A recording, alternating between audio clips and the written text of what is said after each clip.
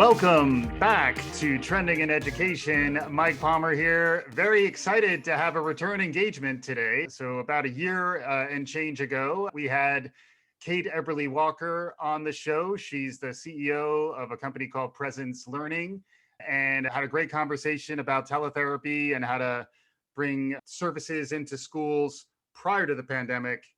And then 2020 has happened. Would have loved to have Kate back anyway, but in particular, in light of the rapid move of everything online and the real needs around students with special needs or with needs for school psychologists and speech pathologists and all that kind of stuff, there's quite a bit going on that we're going to dive into shortly. But before any of that, Kate, welcome back to Trending in Education. Thank you for having me back. It's been quite a year since we last spoke. Oh my goodness. And we were talking about it, and I actually thought it was 2 years, and it was only one, just to show. Just 1 year. I know. That's how time is moving these days. Oh my goodness. But for folks who maybe want an abbreviated version of what we talked about last time, can you just catch folks up on who you are, what Presence Learning is, and what you've been focused on since you've been there? Yes, absolutely. So Presence Learning is the largest provider of teletherapy services to K-12 schools to serve their special education population. Mm-hmm. So we're doing speech therapy, occupational therapy, behavioral mental health and counseling services, and it's all done online through our teletherapy platform. Mm-hmm. Yeah, and there was a real need when we talked about this a year ago. I remember we were talking about like rural America and certain parts of the world that have less access to in-person services like this. Can you expand on that a little bit? Yeah, because Presence Learning, we were founded 11 years ago. So we've been doing this a long time, and the initial need was most prominent, exactly as you describe it, was in very remote rural districts or in some very urban-centered districts who, for different reasons, had a hard time finding and recruiting and retaining the clinicians that you need to do this work. I mean, this work is all performed by speech language pathologists, school psychologists, occupational therapists. These are very competitive hiring fields. It's work that requires very advanced degrees, and you don't always find the professionals in every location, particularly in these very spread out school districts. So we started to help solve that problem. So you had districts that couldn't hire enough of the therapists, so they weren't able to meet their requirements under federal law to provide the therapy to the kids with the special education services needs. So we started working with some of those districts first, and many of them are still our clients today, and continue to grow with them and support their special education teams and serve their students. And that was evolving over time. As in lots of other areas of education, there's increased comfort with technology, increased adoption of online services. And so we've grown over the years to include more large urban districts, more suburban districts, but still always serve that core of rural schools, because that's where the biggest need was. And until March of 2020, when no one would have anticipated that exact need of, we can't get clinicians in the same room with our students, suddenly applied across the entire country. Yeah.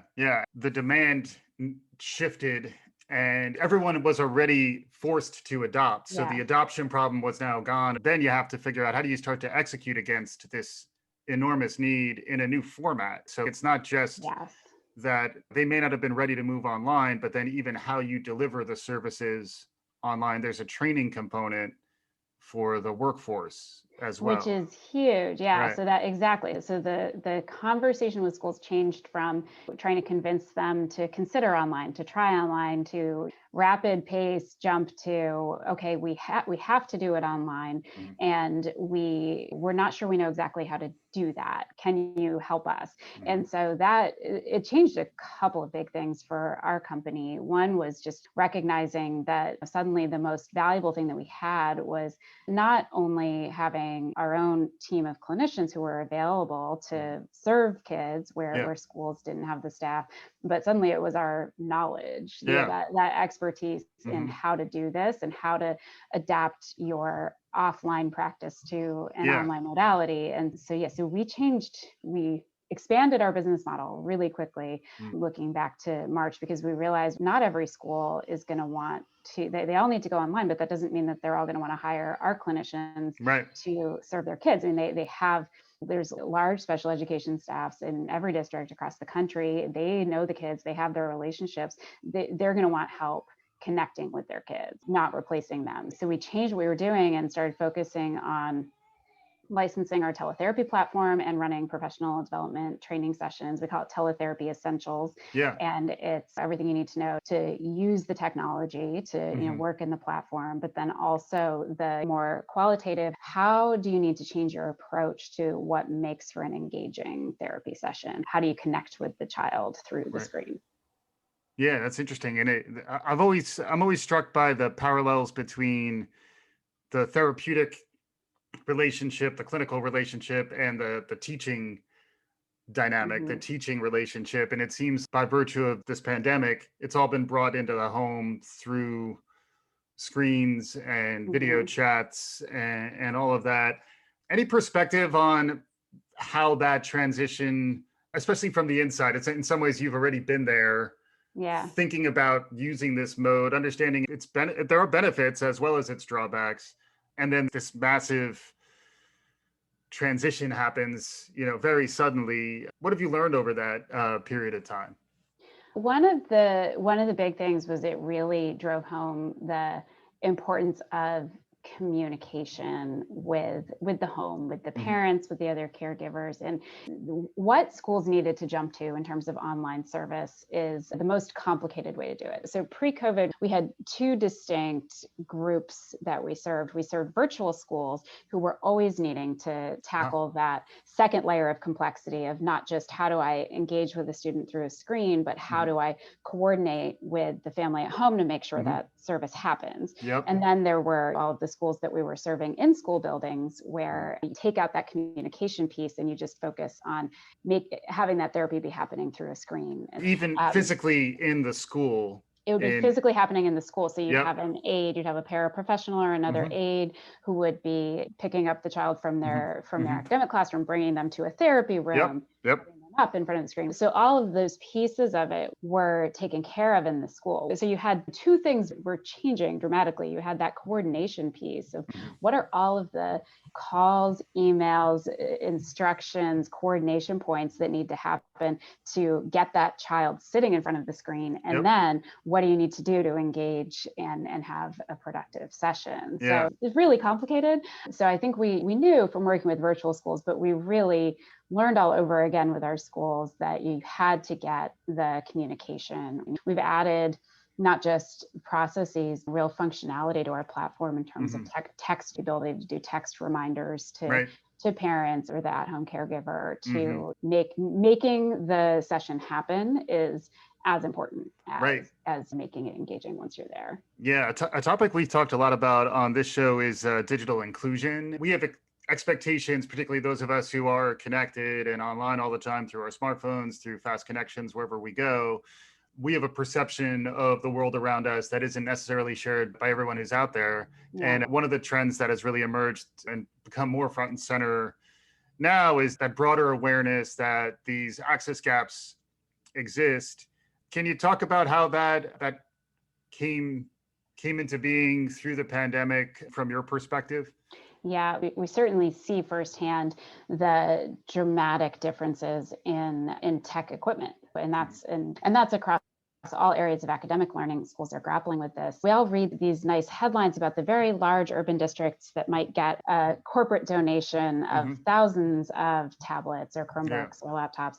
And you read about that sort of system of supplementing and getting technology into the hands of students. We, like you said earlier in this conversation, work with so many smaller, more remote rural districts. They're not necessarily getting these headline generating corporate donations. And there are real challenges there, not only with getting equipment into every home, but having an internet connection. We saw some really great creativity. A lot of schools did something that I thought was really interesting. They took their school buses and equipped them with Wi-Fi broadcasters and drove them, parked them in areas of their communities where they knew there was a need to broadcast a signal, or even have the kids come sit on the bus to do their work.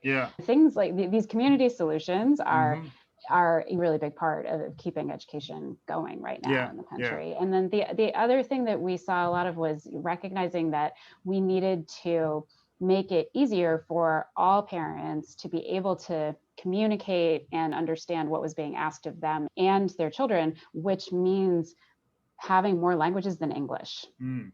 And we put a lot of resource into doing translations of all of our parent resources and guides and instructional materials, Yeah. adding more Spanish language speakers in particular to our live support desk so that when those parents call, they can have the direct conversation they need to have. And that's really important in a lot of our districts to have that. Yeah. It also reminds me of, I forget the exact term from the digital inclusion space, but it's frequently at the community level, the digital navigators are like an aunt or a cousin or someone in your community who can help connect you and maybe update your equipment, or at least just understand how to get access to resources. Is that something you've had experience with on your end?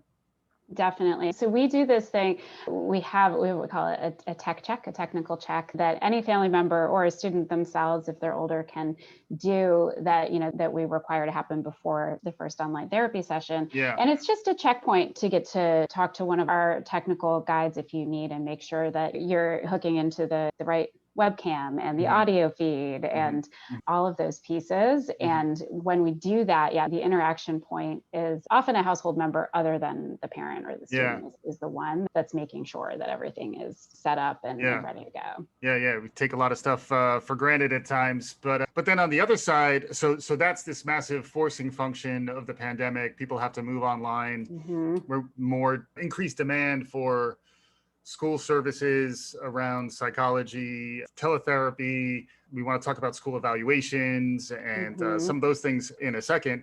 But at the same time, the amount of psychological stress that everyone is under is through the roof as well. So I do imagine if you were already diagnosed with special needs, obviously you're feeling the stress and it's more likely going to manifest in ways that are problematic. And then if you hadn't been diagnosed and you were having some behavioral problems, it's not like the pandemic is easing your stress load and making you less likely to have behavioral health problems. Have you seen that increase on the other side as well? I imagine schools are even having trouble just operating, let alone shifting all these services. How's it been on that side? Yeah, in terms of there's a growing need for general mental health and wellness services for all students, right? Not only the students with special education needs. And that area, that was a need before the pandemic, and now it's growing, and it's always been a tough area for schools. They have so many requirements and baseline services that they need to meet. And all of that has become more logistically complicated this year. And so to get the breathing room and the funding room that you need to be able to run some of these mental health wellness programs is challenging. So what we've tried to do this year is create contained tactical programming so that schools can do something, start with something that's manageable as they figure out how to build up these programs. Like we've been doing more small group counseling programs. We partnered with a group called Eye Opening Enterprises that does trauma-informed counseling work. And so they built a program for us that's amazing. It's called Finding Your Superpower in Uncertain Times. And it really, and it's for middle schoolers, it's for high schoolers, and it builds a program around, talking about what's going on right now, the lack of consistency in schedules and routines, the social isolation, the economic uncertainty. Many children are in families where a parent has lost a job or been furloughed or something to that effect. Talking about the racial protests and how kids are processing that. So it's this program that is just meant to, in a series of weekly counseling sessions, help kids process and find their way. So we've been trying to do more things like that are a small bite, something that you can start with, try to do some things. So that's been interesting. I hope to see more schools able to do that and able to expand beyond the required programs into some of these areas. The other thing that's happening is there's a lot of children who haven't been evaluated. They're waiting to be evaluated to see if they do have a need or a disability or some challenge needs to be addressed. And that a lot of that, the majority of that evaluation assessment work really stopped. It just came to a Yeah. halt Right. last spring. And Yeah. that builds up. Like those issues don't go away. Hmm. And so you have children waiting to even get evaluated, to Right. get a recommendation for what they need. And that, like the tumbleweed that Yeah. builds and gets Yeah. bigger and bigger. You just kept having more and more build up coming into this year. And a lot of districts, working with a lot of districts right now to help them work through that, get caught up, get back Hmm. on track. I think that there was really, it was such a new idea back in the spring, this idea of doing those assessments online. Hmm. We've been doing them for the past 5 years, again, with those rural districts that were asking to do it Yeah. because they couldn't get the school psychologist to Hmm. come on site, but they knew they needed to get the evaluations done. We built this telepractice in the assessment area, Yeah. working with the publishers, but it was very unfamiliar to Hmm. the majority of the people in schools across the country who were being Hmm. asked to conduct these assessments. So it's taken a lot of conversation, a lot of really debate to try to convince people that it's better to assess than not, and keep kids waiting. Yeah, exactly. And it does feel like that the forcing function of the pandemic has moved us forward in our thinking about digital in a lot of really interesting ways. Do you have any perspective on what on the other side? Let's say the vaccine hopefully rolls out and we go back closer to normal by, Yeah. say, summer into the end of 2021. How much do you think methods we've adopted that are more convenient or more scalable or more connected, all those things I think are true when it comes to teletherapy and telepractice more broadly? How much do you think we shift back, or how much do you think we just stay in that new mode? I think there's so many advantages that are being recognized Hmm. during this period that Hmm. I can't imagine it all going back to how it was in a few different ways. The biggest one for me is what it allows the workforce to do. We've always had our team of clinicians who were choosing teletherapy, and a lot of that was about choosing the flexibility and schedule control that comes from working remotely. And this field, particularly speech language pathologists, they're majority, 97% women. Mm. A lot of them are of an age where they have young children and they Hmm. have household responsibilities they're trying to manage as well. And we'd created this way to work for some, and now a lot more are getting to experience it. Hmm. That shows them that they can, they can manage their lives and manage their work and do the work they love and still engage with children, but not have to leave their homes every day Yeah. and be beholden to somebody else's schedule. So I think that's a huge change. Mm. I think that's happening. It's happening in my own company. It's happening in Yeah. probably everybody's company, right? This window into what works well and what's nicer for lifestyle for a lot Hmm. of employees. Hmm. So there's that element of it, but then there's actually just doing that work, engaging with the child online. Yeah. Kids respond often Mm-hmm. to technology. They like watching videos, they Hmm. like playing Mm. interactive games. And clinicians get to, instead of planning to bring a bunch of toys, games, options carried in a box to a therapy room, they get to organize these really fun therapy cues online of pulling the videos and the games and the activities and the flashcards, everything kind of in Yeah. an online lineup that's there, like a playlist for Hmm. them to Hmm. run their therapy sessions. It's fun, it's easier, it's very engaging. If something's not working for a child, you can X that out, go to the next thing. It's more nimble, I would say. It Hmm. allows for the therapy sessions to be kind of more nimble to find what's going to engage the child. So I think that's going to stick no matter what the format. This idea of using online tools to supplement the therapy and the engagement, I think that's definitely here to stay. Yeah, and to your point, I do think I've thought more about this on the teaching side, but I think it's similar in the more clinical or assessment side, is that the scale with which everyone is experimenting Hmm. with the online delivery is going to lead to more innovation, and in particular, if you're able to share what's working amongst like a community of practice, which Yeah. it seems like you have that opportunity at Presence Learning because you're so connected into the practitioners of this stuff. How are you thinking about those types of jobs in the future as we start looking a little bit further ahead? What do you see on the horizon for jobs like speech pathologists or occupational therapists or school psychologists? Any window into what you might see on the horizon for that type of work? I definitely think in the, not just in the school sector, but the private practice Hmm. sector, more and more of that profession is moving online Hmm. because you're thinking about directly what do parents want, what are parents comfortable with. Yeah. And I think we're in the early stages of piloting a private practice version of our therapy platform. Yeah. And we're seeing a lot of pickup and excitement and embracing of the online modality in private Hmm. practice. So I think that's going to be a big trend. And I think that for school professionals, you just hit on this idea of having a community of experts Hmm. sharing best practices.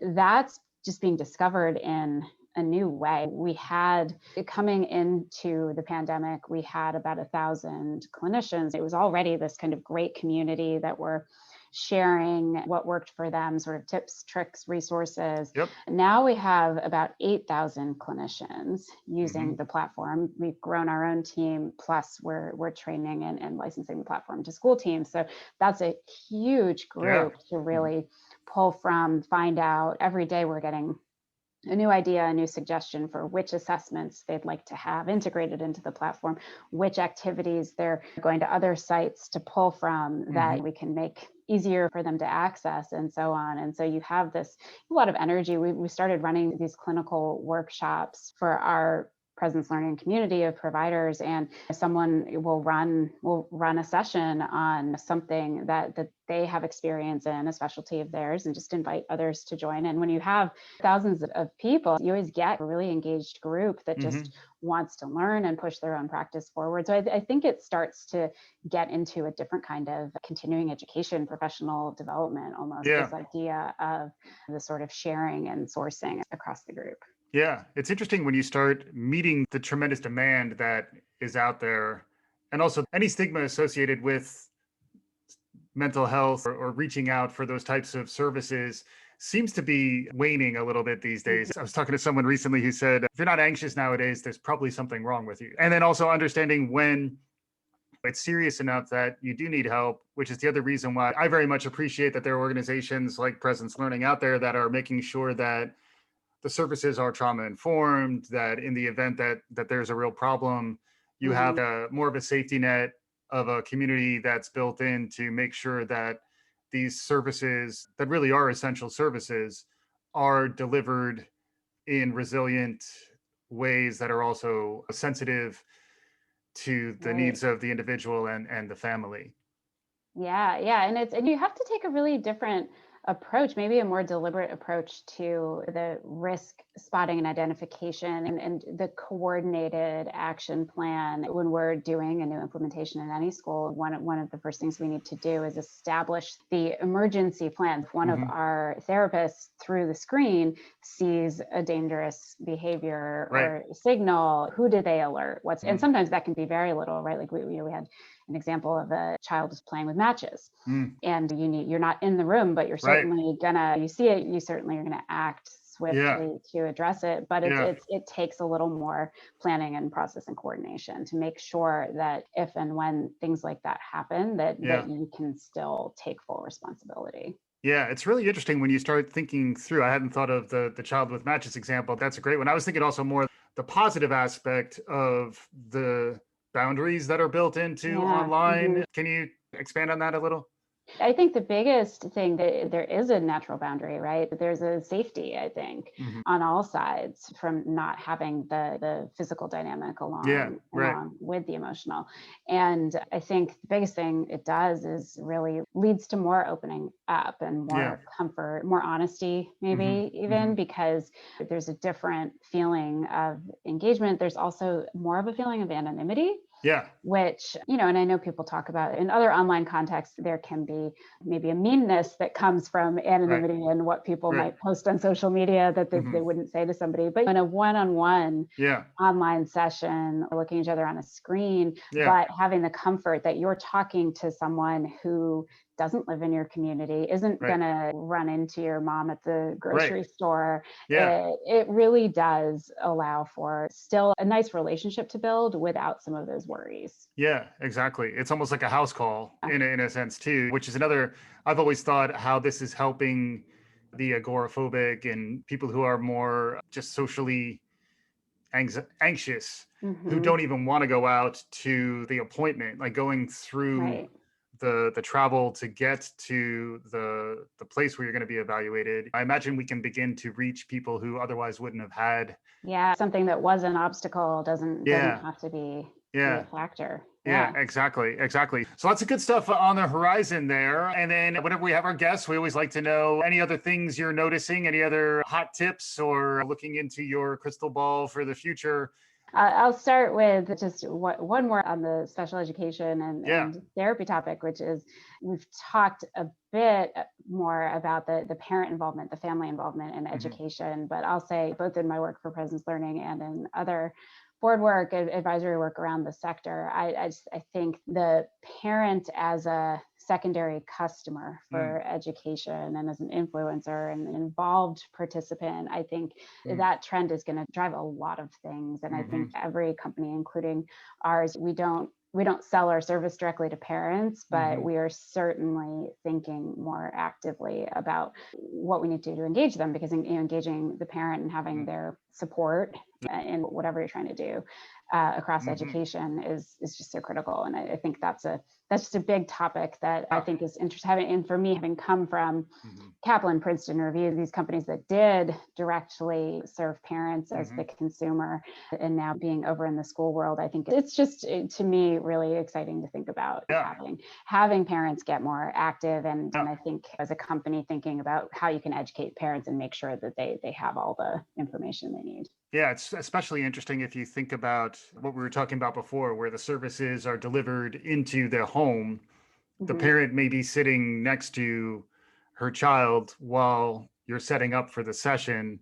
There's a level of intimate connection that the televersion of therapy has because you're delivering into people's homes and the parents are Yeah. there. My one of my daughters receives occupational therapy and speech therapy online, and Hmm. I know the therapists Hmm. personally, and because I get to Right. say hi to them every week. Yeah. And traditionally, that was happening inside the school day, and the parent had much less visibility Yeah. into, or just much less time Yeah. or access to that person. So that's, from a parent perspective, it's really nice, but it's also, I know our therapists love it. They love the work where they get to have more Yeah. direct access to the parent, because they know that's so key in making sure that you reach the child That's fascinating. Yeah, I'm maybe 2021 is the year of the parent or in the parent. education. I like that. I like that. Thank you for that. Yeah, and then how about for you on the horizon? I heard you might be working on a project. Yes, I have a book coming out in March of 2021. It's called The Good Boss: 9 Ways Every Manager Can Support Women at Work. Hmm. So I believe, from my own career trajectory and from talking to a lot of other successful women, that the biggest difference in a woman's career trajectory is really her boss. And if you have a Hmm. good boss who sees your potential, who clears obstacles for you, who gives you stretch opportunities, that can just have all the difference in where you end up. So I wrote this book that gives, very practical advice to all managers Hmm. of women, particularly male managers, because that's the majority of managers today, how to understand the working experience of the women who work for you, and practical things you can do to smooth the path. Yeah, so definitely piqued my interest, and I imagine our audience's collective interest. So if that's coming out in March, there may be an opportunity to get Kate back to go deeper on some of those tips, which sound super interesting. If folks want to learn anything more about presence learning or any of the stuff we talked about today, where should they go? Presencelearning.com. You There can you come to go. our site. There's a lot of Yeah.